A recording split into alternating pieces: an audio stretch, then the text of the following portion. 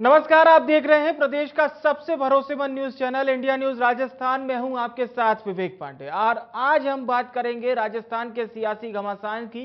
राजस्थान में कुछ महीनों बाद विधानसभा चुनाव होने हैं और कांग्रेस के सामने पार्टी के अंदर की कलह एक बड़ी चुनौती बनी हुई है।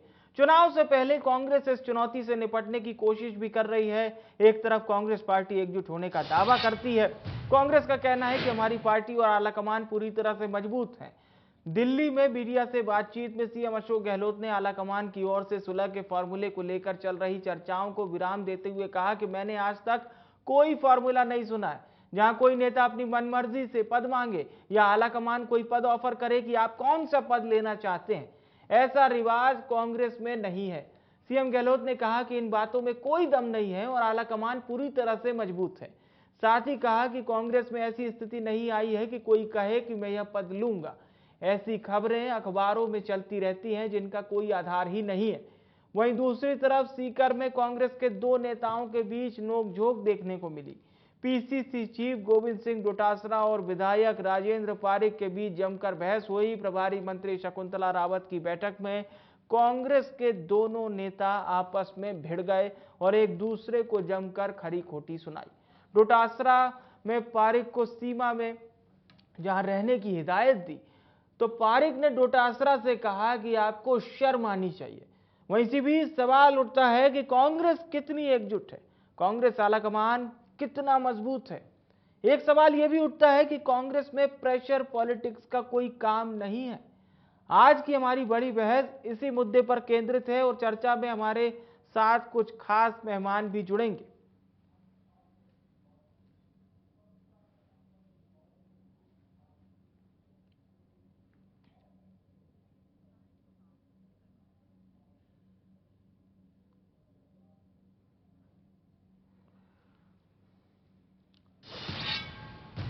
तो हम आज की बड़ी बहस का सिलसिला शुरू करें उससे पहले आपको मुख्यमंत्री अशोक गहलोत का वो बयान सुनवाते हैं जो सियासी गलियारों में खूब चर्चा बटोर रहा है।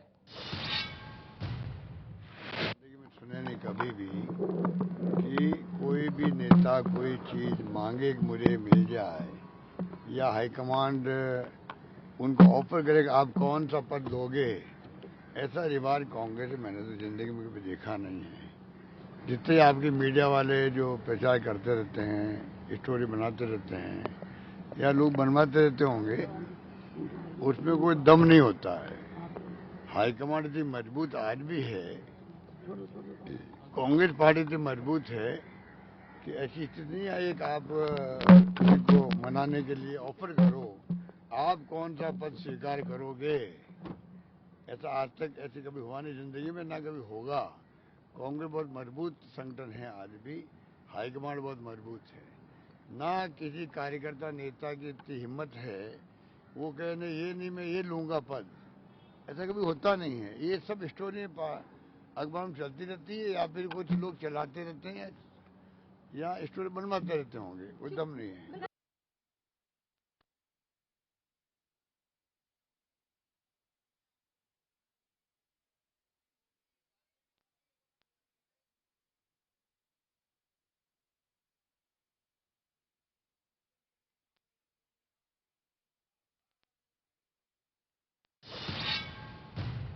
तो ये साल विधानसभा चुनाव का है और कांग्रेस ही नहीं हर पार्टी में सब कुछ ऑल ओके होना चाहिए, पर कांग्रेस में ये जो तस्वीर सामने आ रही है ये क्या इसकी सियासी सेहत को दुरुस्त रखेगी। चर्चा को शुरू करते हैं। तो खास मेहमान हमारे साथ चर्चा में जुड़ चुके हैं। आर तिवारी जी कांग्रेस पार्टी के नेता हैं और राखी राठौर जी भारतीय जनता पार्टी की नेता हैं।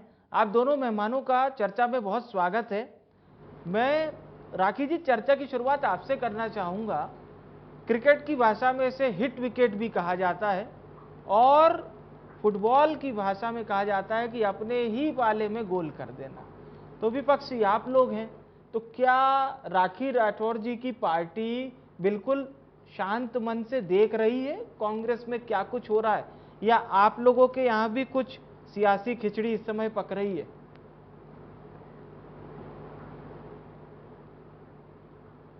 जी देखिए, निश्चित तौर पे जैसा आपने कहा विवेक जी कि ये साल चुनाव का साल है, विधानसभा चुनाव हमारे सामने है, तो एक हम लोग भी कांग्रेस पार्टी है या कोई भी पार्टी हो, वो सभी लोग मिलकर के प्रयास कर रहे हैं कि 2023 के अंदर हम लोग चुनाव में जाएं। लेकिन जिस तरह का तमाशा लगातार कांग्रेस पार्टी में देखने को मिल रहा है, उसकी तो सीमा ही क्रॉस हो चुकी है। आपने देखा आज किस तरह से जो पार्टी अध्यक्ष हैं, जो एक्सीडेंटल प्रदेश अध्यक्ष मैं जिनको कहना चाहूंगी, उनका अपमान किस तरह से भरी मीटिंग के अंदर होता है। और मुझे लगता है कि कोई भी अध्यक्ष, किसी प्रदेश का अध्यक्ष किसी पार्टी के अंदर, वो पार्टी का फेस होता है। और पार्टी का अध्यक्ष का अगर इस तरह से अपमान, इस तरह से एक कॉमन मीटिंग के अंदर अगर होता है, तो उस पार्टी की अंदरूनी स्थिति क्या होगी, इस बात का अंदाजा लगाया जा सकता है। इस बात का भी अंदाजा लगाया जा सकता है कि प्रदेश अध्यक्ष जी के हाथ में क्या है, उनका कितना सम्मान कांग्रेस पार्टी के लोग करते हैं, इस बात का भी हम सभी को मालूम चल गया। लेकिन पिछले 4-4.5 साल के अंदर जिस तरह की स्थिति है राजस्थान में कांग्रेस पार्टी की, सड़क पर आकर जिस तरह से ये लोग लड़ते हैं, जनता ने निश्चित तौर पे ये सोचते होंगे कि क्यों इन लोगों को वोट दिया, जिससे कि ये स्थिति राजस्थान में हो गई कि जो सरकार में है उनका आपसी जो प्रॉब्लम है वो लगातार चलता रहता है। और खास बात ये देखिए विवेक जी, कि जो उस समय मीटिंग के अंदर चर्चा हुई, और वो चर्चा आज पूरे राजस्थान ने देखी। ये डोटासरा जी कह रहे थे कि अधिकारी काम नहीं कर रहे, पारिक साहब कह रहे थे कि नहीं साहब अधिकारी तो मेरे हैं, डोटासरा जी कहते हैं कि नहीं अधिकारी तो राज के होते हैं जी। जब अधिकारी राज के हैं और डोटासरा जी इस बात को एक्सेप्ट करते हैं कि काम नहीं हो रहा, और राज किसका है, गहलोत साहब का है ना, इसका मतलब प्रदेश अध्यक्ष इस बात को मान रहे हैं कि जिसका राज है, गहलोत साहब के राज में अधिकारी काम नहीं कर रहा। जब आपके खुद के ही कई बार कैबिनेट मंत्री तक भी आकर के प्लेटफॉर्म पे कह देते हैं कि अधिकारी कंट्रोल में नहीं है, आज इनके प्रदेश अध्यक्ष ने भी ये बात प्रूव कर दी कि अधिकारी कंट्रोल में नहीं है, अधिकारी काम नहीं कर रहे हैं। तो आप समझ सकते हैं कि ग्राउंड लेवल पे जो हमारी पार्टी कांग्रेस पार्टी है उसका क्या इम्प्लीमेंटेशन है, जिस तरह की योजनाओं की ये बात करते हैं उसका ग्राउंड पे क्या इम्प्लीमेंटेशन होगा। जब इस तरह के प्रोग्राम के अंदर के लिए सीनियर लीडर्स इस तरह से झगड़ा करते हैं, ये पहला सीन नहीं है, इससे पहले भी बहुत सारे एग्जांपल्स हैं हमारे पास। जी जी जी राखी जी, विपक्षी पार्टी के लिए बोलना बहुत आसान होता है। मैं तिवारी साहब से पूछने की प्रयास करता हूं, मैं लौटूंगा आपके पास। तिवारी साहब, लगभग 10-12 दिन पहले जब आपसे बातचीत हो रही थी तो आपने कहा था कि साहब राजस्थान में सबसे ज्यादा मजबूत है और राजस्थान से जो नजीर हम पेश करेंगे तो वो बाकी राज्यों की कांग्रेस को भी मजबूती देगी। लेकिन क्या आप लोग वाकई में मजबूत हैं? ये बयान और ये जो सियासी अटकलें हैं वो आप लोगों को प्रभावित नहीं करती? तिवारी साहब।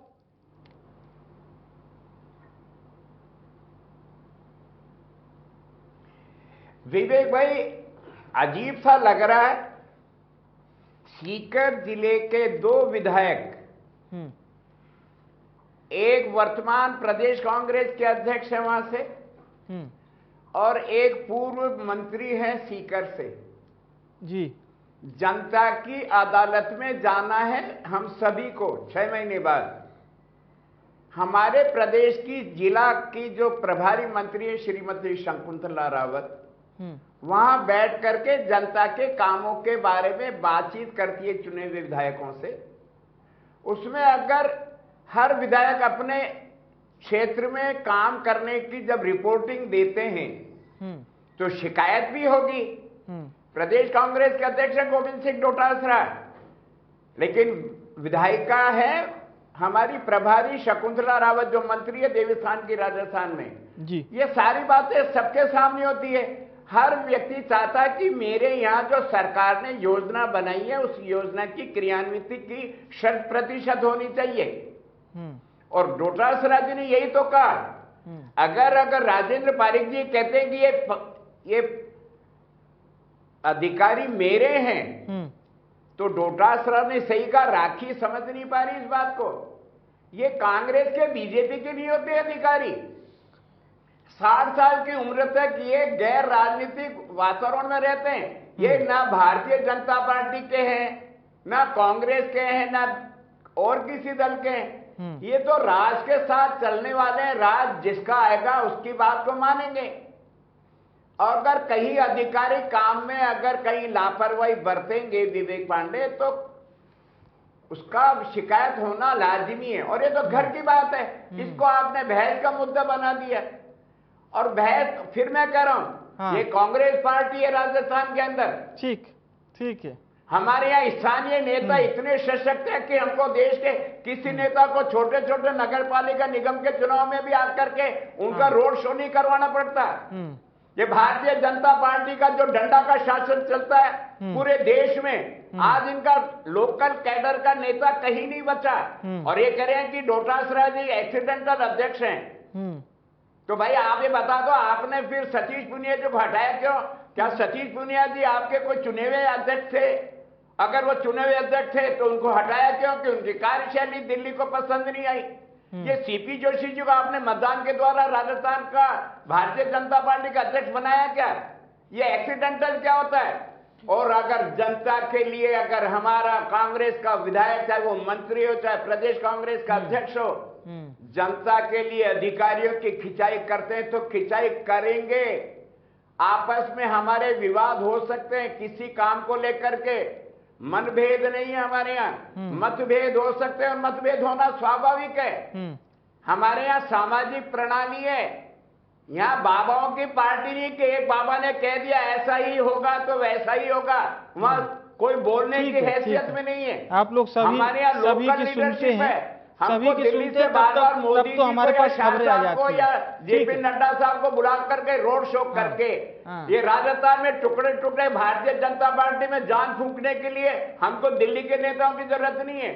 हमारे पास में अशोक गहलोत का जैसा जननायक सशक्त नेता है जो अपनी ताकत पर, गोविंद सिंह डोटासरा जैसे हमारे कांग्रेस के प्रदेश अध्यक्ष हैं जो राम और लक्ष्मण की जैसे कांग्रेस को चला रहे हैं, सरकार को भी चला रहे हैं। और यहाँ जो भी उपचुनाव होते हैं, चलिए विवेक पांडे जी बहुत आपने अच्छी देखा बात होगा, है। ये लगातार कहते हैं जी कांग्रेस का शासन फेल, अराजकता है, महिला अत्याचार है, कुछ नहीं हो रहा, भ्रष्टाचार है। फिर जनता की अदालत में कांग्रेस को अगर जनता नवाजती है, विधानसभा के चुनाव हो चाहे निगम के चुनाव हो चाहे पंचायत के चुनाव हो, ये जनता का वोट ही तो है।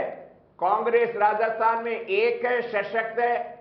हम जनता के लिए आपस में विवाद कर सकते हैं, लेकिन पार्टी जिस दिन विधानसभा के चुनाव में जाएगी, हम फिर कह रहे हैं अब की बार राज नहीं बदलेगा, रिवाज बदलेगा। जो 5-5 साल का चर्चा, चलिए ठीक है बीजेपी तिवारी साहब, आपका यानी आपकी पार्टी का अपना दावा है, नेतृत्व में फिर दोबारा कांग्रेस का शासन है विवेक पांडे। ठीक है सर, ठीक है सर, अच्छी बात है। आप लोग भी मानते हैं ये जो 29 साल पुराना वो जो रिवाज है जो लगातार शेखावत साहब के बाद से शुरू होता है, हालांकि अब वो बदलेगा क्या होगा ये तो भविष्य के गर्भ में है। लेकिन मैं आपसे जरूर एक सवाल लेना चाहूंगा राखी जी, आप लोग सवाल तो खड़ा कर रहे हैं कांग्रेस में, लेकिन 4.5 वर्षों में भारतीय जनता पार्टी में कोई एक सिंगल ऐसा कोई नेता क्या हमें नजर नहीं आया? या आप लोगों ने चुनाव से पहले कार्यकारिणी में बड़ा बदलाव किया, नेता प्रतिपक्ष को बदला गया, प्रदेश अध्यक्ष को बदला गया, ये भी कोई आप लोगों के फॉर्मूले में शामिल है, चुनावी फॉर्मूले में? या फिर बीजेपी को भी अभी एक राजस्थान में तलाश है ऐसे नेता की जो फिर से सत्ता वापसी कराएं, या आपके पास वो नेता अवेलेबल हैं?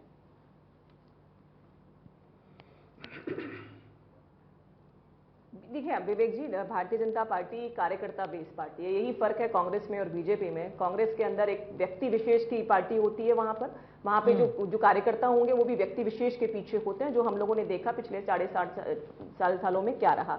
लेकिन भारतीय जनता पार्टी एक कार्यकर्ता बेस पार्टी है और इसीलिए कार्यकर्ता को मौका मिलना, यहाँ पर बहुत सारे लोग हम तैयार करते हैं, ऐसे लोग तैयार करते हैं जो संगठन में काम करने के बाद में सत्ता में काम करते हैं। और इसीलिए हमने राजस्थान के अंदर बहुत सारे नेता बनाए हैं। और मैं गर्व से कहती हूँ एक ऐसी पार्टी की मेंबर हूं जहां पे मेरे सवाल का जवाब, मेरा सवाल का मौका मिलता है, जो सही प्लेटफॉर्म बहुत में सारे पहुंचने का मौका मिलता है। अच्छी बात है राखी जी, बहुत सारे नेता कर्नाटक में भी थे, लेकिन आपको पता है कि एक नेता को जब तवज्जो नहीं मिली तो कर्नाटक के क्या नतीजे हुए? मैं नाम नहीं लूंगा, आपको समझ में आ गया होगा। तो वही सवाल मेरा भी है, क्योंकि जनता क्या होता है, आप मध्य प्रदेश मध्य प्रदेश में भी बीजेपी के पास शिवराज सिंह चौहान है एक नेता, ठीक है। ऐसे तमाम प्रदेश, अगर कांग्रेस इतना दावे के साथ अशोक गहलोत जी के चेहरे पर कह रही, तो क्या बीजेपी के पास एक नेता राजस्थान में है? मैंने 5 या 10 नेता भी नहीं बोले, बहुत आसान सा सवाल।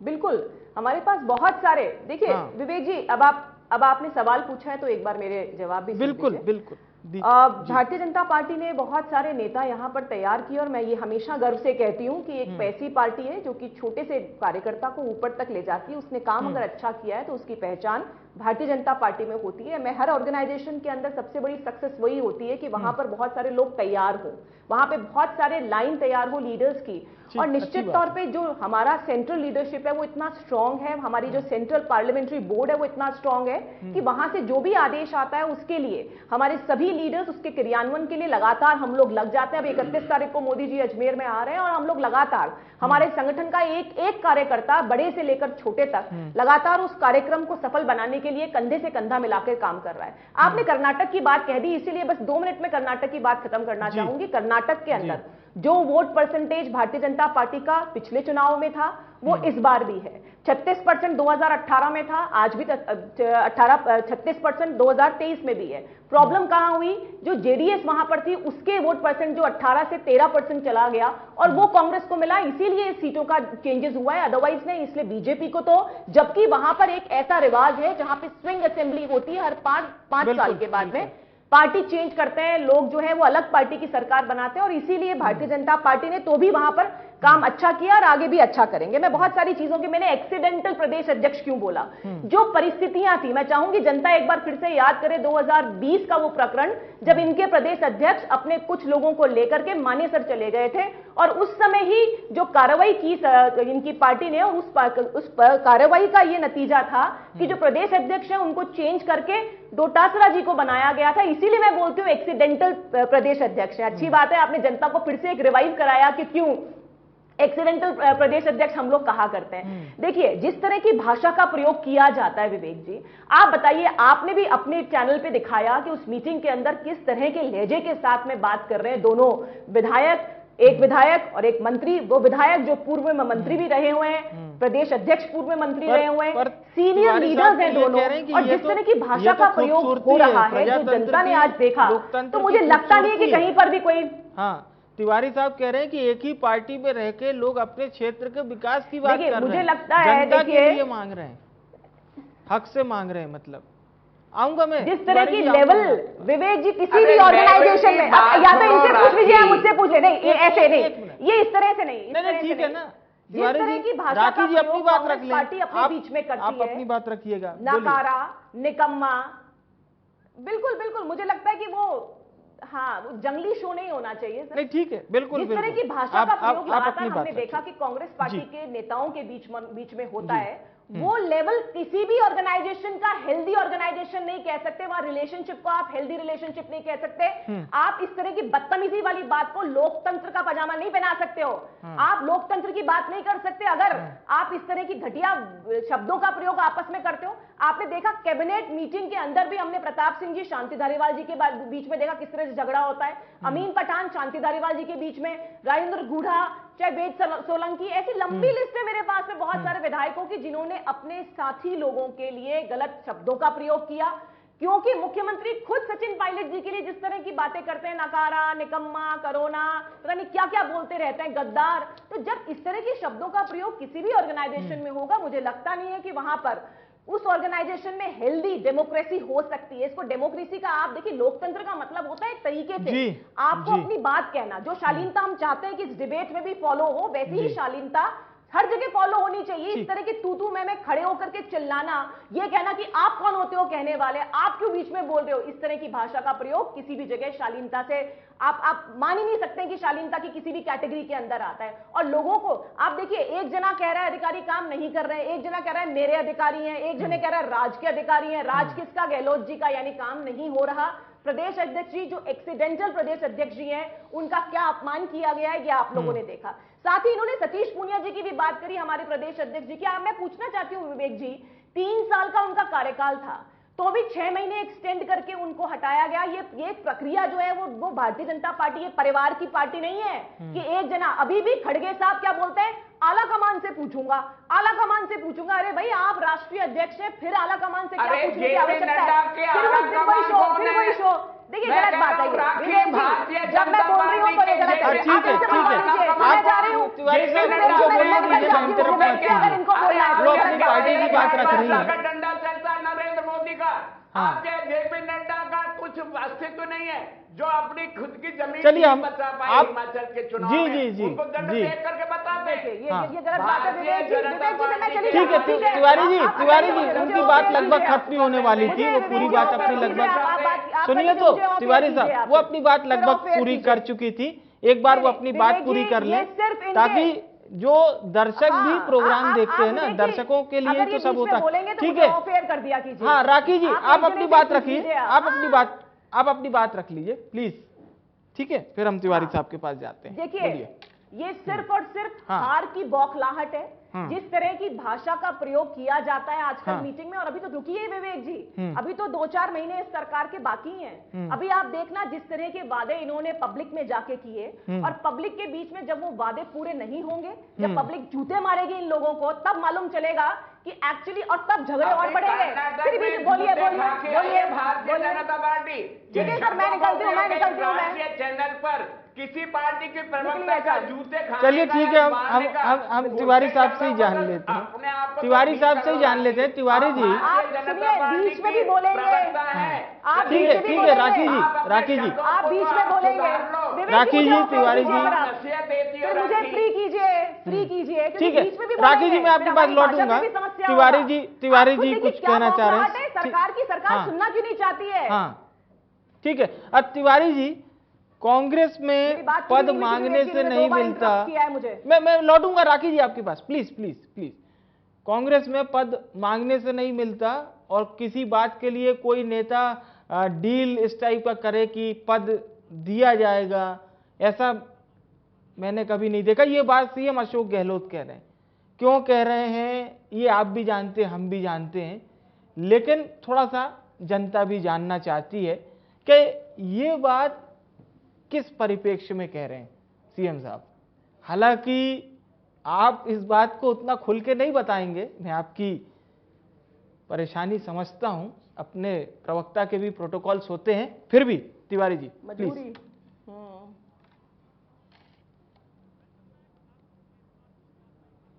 विवेक, मैंने सन 77 से कांग्रेस को आज 2023 तक जयपुर की राजनीति में लगातार पार्टी का कार्यकर्ता रहा हूं। जी सन 77 से याद रखना जी। 1978 में जब इंदिरा गांधी जी को तत्कालीन भारतीय जनता पार्टी के शासन में 3 दिन के लिए जेल भेजा था जी, उस समय मैं 23 साल का था। मैं कांग्रेस में इंदिरा गांधी को आइकॉन मानते हुए मैंने 10 दिन जयपुर में भैरव सिंह शेखावत हमारे राजस्थान के मुख्यमंत्री हुआ करते थे, मैंने जेल भरो आंदोलन में भाग लिया जी। 77 से 2023 के इस मई के महीने में आपके सामने बैठा हुआ हूं जी। सही कह रहे हैं अशोक गहलोत। देश में पहली बार केंद्रीय नेतृत्व का परिवर्तन हुआ था। मोरारजी देसाई ने कांग्रेस की सत्ता को हटा करके खुद भारत के प्रधानमंत्री बने थे जनता पार्टी के नाम पर। 77 के बाद में फिर 80 में इंदिरा गांधी का पुनः जनता ने साथ दिया और कांग्रेस का शासन आया। कांग्रेस हारती है, कांग्रेस जीतती है, पार्टी हारती है, पार्टी जीतती है। कांग्रेस वो पार्टी विवेक जिन्होंने आजादी के लिए अपने लाखों कार्यकर्ताओं को बलिदान दिया। उस समय भी गांधी के अंदर और दूसरे समकक्ष नेताओं के बीच में बहुत अच्छी बात है तिवारी साहब। ऐसा नहीं था कि दबाव में आकर के कोई कांग्रेस का नेता किसी राज्य में या केंद्र में दबाव बना करके कि आज हमारे देश में सरकार नहीं है तो हमको मनमाने तरीके से हमारा पदारोहण किया जाए। आप जिस तरफ से इशारा कर रहे हैं पूरा देश जानता है। आज खड़गे साहब की मीटिंग चल रही है राजस्थान के मसले को लेकर के। राजस्थान के जननायक अशोक गहलोत आदरणीय तिवारी साहब, बिल्कुल मैं पूरा सम्मान करता हूं आपके लंबे राजनीतिक करियर का, जैसे लगभग 50 साल भी हो जाएंगे जब हम 2027 में आपके साथ डिबेट कर रहे होंगे। लेकिन देखिए तिवारी साहब, एक छोटा सा सवाल है, बहुत छोटा सा, प्रदेश की जनता भी जानना चाह रही होगी। क्योंकि देखिए वोट देने आम जनता जाती है, कांग्रेस को देती है, बीजेपी को देती है या किसी अन्य पार्टी को। वो इतना तो जानना चाहेगी कि जिस नेता के बूते 2013 से 18 जिन्होंने कांग्रेस में खूब काम किया, और ये मैं नहीं, उस समय के अखबार, उस समय के टीवी चैनल, उस समय की ब्रेकिंग्स आपको या किसी को भी जानकारी वहां से मिल जाएगी। उस नेता से इतर होके उतना तवज्जो ना देके कांग्रेस पार्टी अपने सबसे बड़े मिशन यानी कि विधानसभा चुनाव में जब जाएगी तो उस नेता की गैर मौजूदगी कह लीजिए या फिर उस पावर से आपके साथ ना रहना खटकेगा आप लोगों को?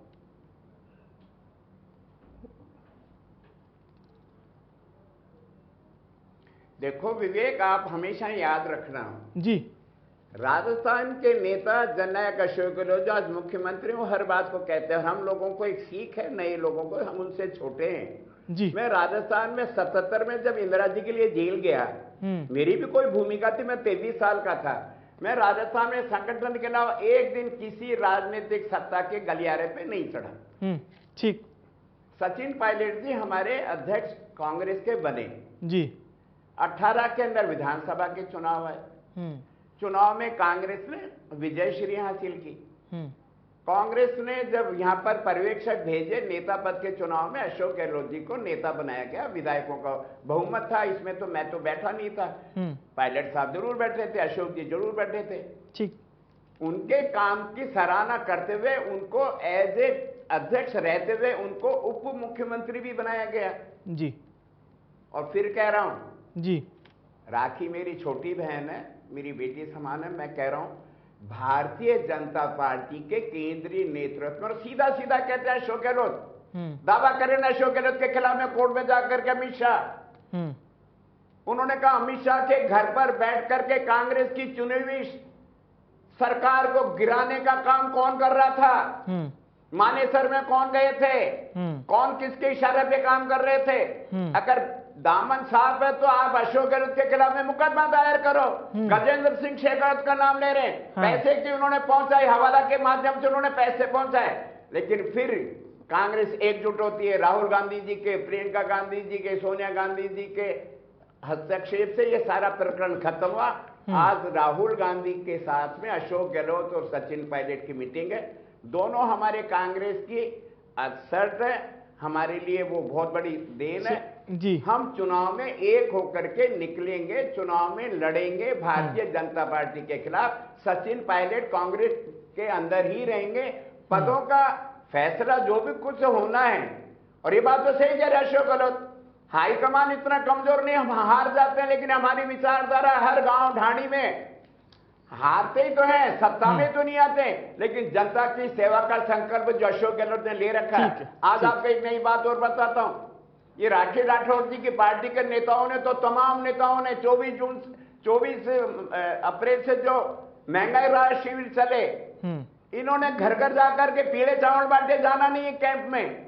और विवेक पांडे आज 6 करोड़ लोगों को गारंटी पत्र मिला है, किसी को 25 लाख की चिकित्सा का गारंटी पत्र है, किसी को 1000 रुपए महीने की सामाजिक सुरक्षा की पेंशन की गारंटी स्कीम है, किसी को 100 यूनिट फ्री का, सब 10 तरीके। चलिए, तो आप मानते हैं कि ये जो महंगाई राहत कैंप के जरिए आप जनता को जो राहत दे रहे हैं, जनता आपको वोट की राहत जरूर देगी चुनावी साल में, ठीक है? इतना तो मानते हैं ना तिवारी साहब, ये बात तो मान सकते हैं कि महंगाई राहत कैंप के जरिए आप राहत दे रहे हैं, जनता वोट के जरिए आपको राहत दे देगी।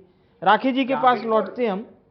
राखी जी, हाँ बोलिए। पूरे देश में, हाँ जल्दी बोलिए, फिर राखी जी से भी हमें सवाल लेना है। जी बोलिए। मैं कह रहा हूं महंगाई राहत कैंप ने पूरे देश में एक नया एक कीर्तिमान स्थापित किया। हमने जो कहा वो किया। ओपीएस लागू करने वाला राजस्थान पहला राज्य देश में, और उसके आधार पर देश भर के कर्मचारियों में हमने एक नया प्राण फूंका कि जब आप रिटायर हो जाते हो तब आपके लिए अगर कोई संबल बनेगी तो कांग्रेस की ओपीएस योजना बनेगी। हम हिमाचल जीत करके आए, हमने वहां गारंटी योजना चालू करी, हमने कहा 2 यूनिट फ्री देंगे। ठीक है, मैं आऊंगा तिवारी साहब, आपके पास लौटूंगा एक बार फिर से। राखी जी, मुझे लगता है आपके सवालों का जवाब तिवारी जी ने दिया होगा। अगर कोई सवाल के जवाब छूट गए हो तो वो आप फिर से पूछ सकती हैं, और आपकी जो बात अधूरी रह गई थी पहले उससे पूरा कर लीजिए राखी जी। जी, मुझे उम्मीद है कि अब की बार तिवारी जी बीच में नहीं इंटरप्ट करेंगे और बार बार मानेसर वाला प्रकरण सामने लाते हैं। गहलोत साहब यहाँ के गृह मंत्री भी तो हैं राजस्थान के, उन्होंने कहा पब्लिक प्लेटफॉर्म से कि हमारे विधायकों ने पैसे लिए, उनके पास सारी इन्वेस्टिगेशन एजेंसीज हैं। अब तो इलेक्शन भी आने वाला है, जनता को मालूम चले कि उनके कौन कौन से विधायकों ने पैसे लिए, कितने कितने पैसे लिए, ये सबके सामने आना चाहिए। आप कबड्डी का मैच नहीं खेल रहे हैं कि टच करके भाग जाएंगे। आप गृह मंत्री हैं और इसी जिम्मेदारी से जब आप पब्लिक प्लेटफॉर्म पे इस तरह की बात करते हैं तो आपकी जिम्मेदारी उन सभी आरोपों को ग्राउंड लेवल पर प्रूव करने की भी होती है, और वो प्रूव नहीं हुए। इसका मतलब विवेक जी साफ समझ में आता है कि इनके पास में कोई तथ्य नहीं है, ये सिर्फ और सिर्फ इसी तरह के एलिगेशंस बार बार लगाते हैं। एक होम मिनिस्टर जिस पर कि इस तरह की बातचीत जब करता है पब्लिक प्लेटफॉर्म पे, तो लगता है ऐसा लाचार होम मिनिस्टर जिसके पास कुछ भी नहीं है करने के लिए, जिसके पास कोई इन्वेस्टिगेशन एजेंसीज का उपयोग करके कोई जनता के सामने नहीं ला सकते हैं। तो ऐसा मुख्यमंत्री, ऐसा गृह मंत्री की सरकार का, मतलब हमारा राजस्थान का दुर्भाग्य है कि ऐसे गृह मंत्री हमारे बीच में है। हाईकमान को बड़ा पावरफुल बता रहे थे आज अशोक गहलोत जी। 25 सितंबर को क्या हुआ था, जब हाईकमान ने एक मीटिंग, सीएलपी की मीटिंग बुलाने के लिए जयपुर में कहा था, और उस समय इन्होंने एक पैरेलल मीटिंग एमएलएस की बुलाई थी, उस समय हाईकमान कहां गया था? कौन सा हाईकमान, न तीर न कमान, कौन सा हाईकमान, ये सब समझ में आता है। और गहलोत साहब जिस तरह की राजनीति करते हैं, जिस तरह के घोषणाएं करते हैं, इन्होंने ऐसी ही घोषणाएं 2013 के वक्त भी की थी, लेकिन आपने देखा कि इनकी इंप्लीमेंटेशन का प्रॉब्लम है बेसिक। इसीलिए जब 2003 में इनकी सरकार गई तो 56 सीटों पे खत्म हो गया मामला, फिर इनकी सरकार आई, उसके बाद 2013 के जो इलेक्शन थे फिर 21 सीटों पे आके सिमटे। अच्छा, और अब इन्हीं के विधायक ये कहते हैं, इन्हीं के मंत्री ये कहते हैं कि अब की बार तो स्थिति कांग्रेस की ऐसी रहेगी कि ये फॉर्च्यूनर में बैठने लायक स्थिति में रहेंगे। क्योंकि देखिए अभी अभी इन्होंने ये बात माना कि गारंटी कार्ड दिए हैं। गारंटी कार्ड का देने का मतलब ये नहीं होता कि आपने इंप्लीमेंट कर दिया। एक भी आदमी के पास में अभी कोई भी जो महंगाई राहत शिविर के अंदर जो इन्होंने योजनाएं दी हैं उसका लाभ नहीं पहुंचा। बड़ी बातें उन्होंने कही थी। उन्होंने कहा कि हम लोग जो है मनरेगा के अंदर 125 दिन का करेंगे। अभी 2 दिन पुरानी न्यूज दिखा रही हूं मैं आपको कि 100 दिन की जगह पे सिर्फ 43 दिन का ही रोजगार दे पा रहा है हमारा राजस्थान। 34% कम बजट खर्च कर पाया इस बार। कहां से 125 के आप ऊपर कर पाएंगे? बिजली की अगर मैं बात करूं, 100 यूनिट की जगह जो सब्सिडी दी जा रही है उससे 6 गुने तक का फ्यूल चार्ज लोगों से लिया जा रहा है। आप देखिए कि कौन सी ऐसी योजना है। चिरंजीवी योजना जब 5 लाख की थी, सिर्फ 100 जने ऐसे थे जिन्होंने 5 लाख तक का अवेल किया। और मैं तो पूछना चाहती हूं कि अनाउंसमेंट तो, बजट अनाउंसमेंट तो 1 अप्रैल से लागू होते हैं। तो आप बताइए, लगभग 2 महीने का समय हो चुका है, 25 लाख तक का कितने लोगों ने किया? ये आंकड़ा इनके पास है ही नहीं। तो ग्राउंड लेवल पे प्रॉब्लम क्या है विवेक? इनका ये जो सबका, जैसे आपने हिट विकेट बोला था ना, वैसे ही ये गारंटी कार्ड हिट विकेट होंगे। क्योंकि क्या होगा कि अल्टीमेटली जब जनता को लाभ नहीं मिलेगा तो जनता देखेगी 2023 के अंदर जब इलेक्शंस आएंगे कि यार गारंटी कार्ड का क्या अचार डालूं, क्योंकि काम तो मुझे इससे कुछ होना नहीं है।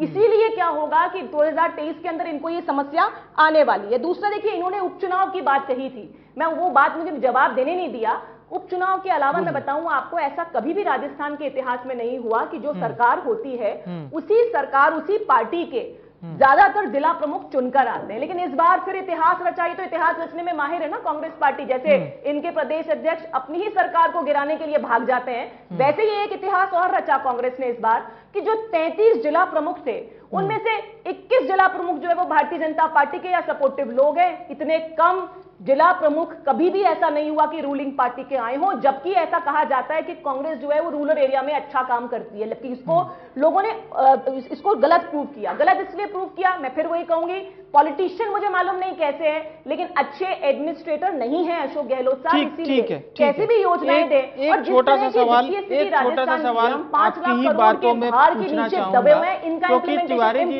ने इस बात को कहा था कि क्या वाकई में जिस प्रकार से कांग्रेस के वो जो विधायक गए थे, अब ये पूछना थोड़ा सा अजीब लग सकता है, सुनने में आपको लग सकता है, लेकिन कांग्रेस ने इस बात को कहा कि सरकार को गिराने की साजिश रची गई थी और हम लोग, यानी कांग्रेस पार्टी के मुखिया अशोक गहलोत जी इस बात को कह रहे थे कि हम लोग खुशकिस्मत थे जो राजस्थान में हमने बचा लिया, कर्नाटक और मध्य प्रदेश में बमुश्किल ऐसा नहीं कर पाए। वाकई में अगर उस समय विधायकों का साथ मिल जाता तो बीजेपी सरकार बना लेती, क्योंकि अलग अलग मंचों पे कांग्रेस के तमाम नेता इस बात को कहते हैं। आप लोग नजरअंदाज तो बिल्कुल भी नहीं कर सकते, इनकार जरूर कर सकते हैं। सिर्फ कहते हैं विवेक जी। देखिए, लगभग लगभग 3 साल हो गए। जून का महीना था जैसा मुझे याद है 2020 में, जब ये इनके प्रदेश अध्यक्ष उस समय के अपने कुछ लोगों को लेकर के मानेसर चले गए थे। मैं ये पूछना चाहती हूँ कि 3 साल का समय क्या कम समय होता है क्या? आप लाइए ना, दूध का दूध पानी का पानी कीजिए ना। आप बताइए ना कौन कौन से ऐसे विधायक हैं जिन्होंने कितना पैसा लिया, कौन सा पैसा लिया। आप देखिए इस तरह की बातें करने से कोई फायदा नहीं है। जनता ऊब चुकी है इस तरह की बातों के लिए, क्योंकि आपने जो घोषणा पत्र दिया था 2018 में, जिसको सरकारी दस्तावेज बनाया, लेकिन ग्राउंड लेवल पे इंप्लीमेंट नहीं कर पाए। आपने बहुत सारे वादे किए। आपने ये भी कहा 1 करोड़ 32 लाख महिलाओं को हम मोबाइल फोन देंगे। हम तो कहते हैं महिलाओं को सुरक्षा दे दो, मोबाइल फोन की जरूरत नहीं है। लेकिन इन्होंने बीच में बोलेंगे, ठीक है बोलिए, आप बीच में बोलिए, गलत बात है, हर बार बीच में बोलिए, आप हर बार बीच में बोलेंगे, वो तरीका है क्या? नहीं, गलत बात है। इनके बीच में मैं नहीं बोलती हूँ, मुझे लगता है कि हमारी भी तो सुन लीजिए तिवारी साहब। बार-बार इनकी बौखलाहट है, ये हारने की तिवारी बौखलाहट है। साहब देखिए, वो भी आपकी बात को सुन रही थी। बहुत सी ऐसी बातें भी हैं जो उनको पसंद नहीं आ रही होगी, लेकिन धैर्य के साथ उन्होंने सुना। आप भी थोड़ा धैर्य का परिचय दीजिए, उनकी बात हो जाने दीजिए। एक अच्छी प्रजातांत्रिक डिबेट हम लोग भी होती हुई देखें, पब्लिक को भी अच्छा लगता है एक एक करके बात सुनने में, ताकि इनकी भी बात क्लियर हो जाए। आपको जो पसंद ना आए आप खंडन कर दीजिएगा। राखी जी बोलिए। बिल्कुल, थैंक यू विवेक जी। जैसा मैं कह रही थी कि महिलाओं को इन्होंने अक्टूबर में, सितंबर में, नवंबर में बहुत सारे पब्लिक प्लेटफॉर्म पे अनाउंस किया कि महिलाओं को 1 करोड़ 34 लाख महिलाओं को हम लोग मोबाइल फोन देंगे। लेकिन आप मुझे बताइए, महिलाओं को तो ऐसी पहली प्राथमिकता जो चाहिए वो राजस्थान के अंदर सुरक्षा चाहिए, वो तो हम दे नहीं पाए। लेकिन अब तक उस पूरी बात को 8 से 9 महीने हो गए, लेकिन वो बात इंप्लीमेंट नहीं होगी। अब कहेंगे कि हम राखी पर देंगे, उसके बाद हम देंगे, पता नहीं कब देंगे। ये सिर्फ घोषणावीर मुख्यमंत्री हैं। इनकी बहुत सारी ऐसी घोषणाएं, बिजली के बिलों के बारे में इन्होंने कहा था कि बिजली की दरें नहीं बढ़ाएंगे, तो एक और रास्ता निकाल लिया, सरचार्ज। 18 बार सरचार्ज लगाया हमारी जनता के ऊपर। अभी भी उद्योग जो है वो ये कह रहे हैं कि साहब हमको माफ करो, और इसीलिए बेरोजगारी सबसे ज्यादा है राजस्थान में, क्योंकि बाहर से कोई इन्वेस्टर आएगा यहाँ पे, कैसे फैक्ट्री इंस्टॉल करेगा? इतना महंगा पेट्रोल, इतना महंगा डीजल, इतनी महंगी बिजली, और महंगी के साथ अवेलेबिलिटी भी नहीं है। एक छोटा सा सवाल करूं, महंगाई राहत कैंप चल रहे हैं, सरकार कह रही है करोड़ों लोगों को हम लोग फायदा पहुंचा रहे हैं, ठीक है, और सरकार का ये दावा है कि ये महंगाई राहत कैंप नहीं है, ये जनता के जीवन को बदलने वाला कैंप है। जनता इन कैंप में जा रही है और सरकार का गुणगान नहीं कर रही, सरकार का धन्यवाद कर रही है। यानी सरकार कह रही है कि हम नहीं बुला रहे, लोग आते हैं और लोग धन्यवाद करते हैं। और जो एक बहुत मेन बात है, अशोक गहलोत जी ने इस बात को कहा था कि गर्मी में भी बूढ़ी माएँ और बूढ़ी जो माताएं बहनें आ रही हैं, जिसमें कई वृद्धा भी हैं, और वो बहुत धन्यवाद कर रही हैं कि आप इस तरह की एक अनूठी योजना लाए। तो आप लोग भी देखते तो होंगे राजस्थान के तमाम जिलों में महंगाई राहत कैंप आयोजित हो रहे हैं। अगर इससे फायदा नहीं मिल रहा होता तो लोग जाते क्या? एक नॉर्मल सा सवाल था मेरा, विवेक जी आप प्लीज जवाब दे सकते हैं। बिल्कुल बिल्कुल, मैं आप मुझे 5 मिनट का समय दीजिएगा, मैं आपको पूरी बात बताती हूँ कि ग्राउंड पर क्या है एक्चुअली। ग्राउंड पर क्या है, देखिए जिस तरह के राहत, अब एक्चुअली कई बार हिंदी में हम लोग कई बार कहते हैं मरता क्या नहीं करता वाली बात है। जिस तरह से 4-4.5 साल के अंदर राजस्थान के अंदर कांग्रेस पार्टी की राज रहा, उसमें जिस तरह से जनता को त्रस्त रखा, उनको एक उम्मीद नजर आती है कि हम महंगाई राहत कैंप में जाकर के कुछ उम्मीद, हमें कुछ राहत मिल सकती है। लेकिन समस्या क्या है? सबसे पहली बात, जिस तरह से आपने पेंशन को 500 रुपए से 750 किया था, वैसे ही क्या 750 से 1000 हो सकती थी? क्या जिस तरह से आपने बिजली में 50 यूनिट की सब्सिडी दी थी, वैसे ही 50 से क्या 100 यूनिट की सब्सिडी हो सकती थी? जब मोदी जी ने आपको सब जगह जनधन खाते खुला दिए हैं, तो क्या डीबीटी यानी डायरेक्ट बेनिफिट ट्रांसफर के माध्यम से सीधे लोगों तक उस बेनिफिट को पहुंचाया जा सकता था? क्या जरूरी है कि इतनी गर्मी के अंदर हम लोगों को बुलाएं, लगातार लंबी लाइनें लगाएं, और उसके बाद लोगों को, और अब एक बात और, गारंटी कार्ड दिया है, अभी लाभ किसी भी एक आदमी तक नहीं पहुंच पाया है, और सिर्फ और रजिस्ट्रेशन के दौरान तो मैंने सुना एक आदमी की डेथ भी हो गई बाड़मेर के अंदर। आप देखिए रजिस्ट्रेशन, और कौन सा डेटा विवेक जी, ये डेटा इनके पास पहले से सारा का सारा था। आप बताइए कौन सा डेटा नहीं था? 50 यूनिट का जो यूज कर रहे थे पहले से फ्री बिजली, उसका डेटा नहीं था क्या? जिनके पास खाद्य सुरक्षा जो है, जिनके पास में, उनका डेटा नहीं था क्या? उनके पास में क्या पेंशन वालों का डेटा नहीं था क्या? सबका डेटा था। ये सिर्फ लोगों को परेशान करने की बात है। और जब कहीं पे भी रिलीज नहीं मिल रहा, फिर वही बीच में बोलेंगे, फिर वही बात है, बताइए आप। है विवेक पांडे। नहीं, रुदाली तो आप कर रहे हैं, लगातार बीच में बोल रहे हैं विवेक जी, कोई तरीका हुआ बीच में बोल करके जब अपनी बौखलाहट दिखा रहे हैं, ये गलत बात है विवेक जी। बहुत अच्छी विवेक चल रही थी। देखिए महंगाई राहत कैंप पे आओ, महंगाई राहत कैंप पे आओ, जो आप नहीं देने वाले हो, महंगाई राहत कैंप पे आओ जो आप नहीं देने वाले हो, कुछ कह रहे हैं, महंगाई राहत कैंप पे आइए, महंगाई राहत कैंप पे आइए, आप महंगाई राहत कैंप पे आइए, मैं और पोल खोलूं आपकी महंगाई राहत कैंप की, भारतीय जनता पार्टी ने मैं और पोल खोलती हूँ, रुको अभी आपकी।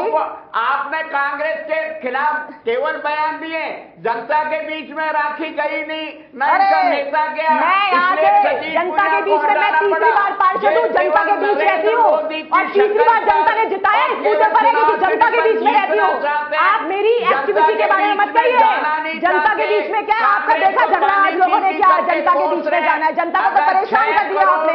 नागरिकों ने अगर कार्ड लिया है, हाँ कार्ड लिया है, काम नहीं हुआ है, कार्ड दे दिया, मुख्यमंत्री की फोटो, कार्ड मिला है, काम नहीं हुआ है, कार्ड के लिए कौन मना कर रहा है आपको? अरे राखी राठौड़ आपके घर के बिजली के बिल में 750 रुपए की रिबेट अरे इतनी 6 गुना फ्यूल चार्ज, 6 गुना फ्यूल चार्ज आ रहा है मेरी बिजली के बिल में, रखिए अपनी 6 गुना ज्यादा आ रहा है, कितनी आपने 18 बार फ्यूल चार्ज लगा दिया, सरचार्ज लगा दिया, ये कोई तरीका हुआ?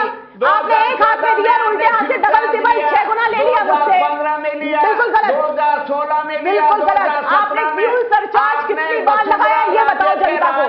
आज बिजली का बिल अगर यूनिट चेक करी मैंने तो 200 यूनिट का उपयोग करती हूँ, 200 रुपए के बिल आता है 2000 रुपए का, इतना बढ़ा दिया आपने, गलत है ये चीज, ये बौखलाहट है, महंगाई राहत काम की पोल खुल गई आपकी पोल खुल गई, इसलिए इतनी बौखलाहट है, जनता ये पोल खुल चुकी है आपकी, महंगाई राहत कैंप की पोल खुल गई विवेक जी, आपको मालूम चला? बात करो गाँव में जाके लोगों से, लोग परेशान है। चुनाव में, निगम के चुनाव में जैसे इनको नकारा है, आने वाला चुनाव भी इनको नकारा। अजी हेरिटेज की हालत देखो आपके, आपका बोर्ड देखो हेरिटेज में जयपुर में क्या हालत है। तिवारी जी आप तो वैसे भी वही हैं, बताइए ना क्या पोल है, स्मार्ट सिटी की पोल, हर जगह पोल, आपके इतना भ्रष्टाचार इस लेवल पर आ चुका है राजस्थान के, वो आपके मंत्री कहते हैं कि भ्रष्टाचार में हम रिकॉर्ड बनाएंगे कांग्रेस की पार्टी, अब की बार आपके मंत्री ने कहा है, बयान है ना, हाँ सच्चाई बता रहे हैं, अंदर की बात बता रहे हैं, अंदर की बात बता रहे हैं, कोई दावा किया अरे 2023 में जनता दिखा देगी प्रदर्शन अपना, 2023 में लोग दिखा देंगे आपको, ये बौखलाहट है क्योंकि महंगाई राहत कैंप की खोल दी ना पोल, इसीलिए बौखलाहट है इनकी। खड़ा होना सीखोगी राखी, भारतीय जनता पार्टी ने